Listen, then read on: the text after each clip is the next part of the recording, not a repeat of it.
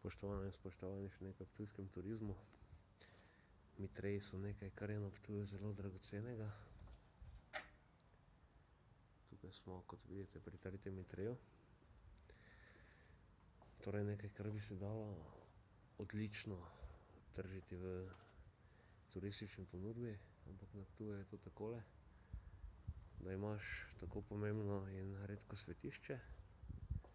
Prideš sem, je tu neka tabla, vodič je dosegljiv, bla, bla, bla, torej kot turist moraš priti sem, potem klicati, še posebej, če imaš tujega mobilnega operaterja na neko številko v muzeju, in je potem vprašanje, kako dolgo ta vodič rabi, da pride sem. Torej, to so zadeve, ki so meni, ki v svojem projektu Petava potujem tudi v tujino in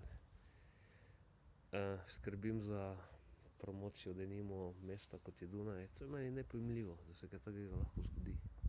Tukaj bi moral nekdo biti, ali avtomat, da človek vrže notri 1, 2 evra, karkoli že, si zadevo ogleda, ne pa predpotopna logika iz prejšnjega stoletja, kličite, pa bo nekdo prišel, če bo imel čas.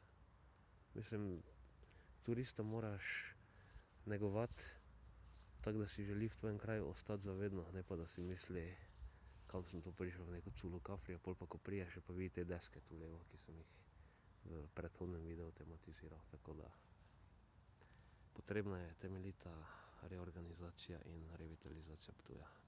Ni druge poti.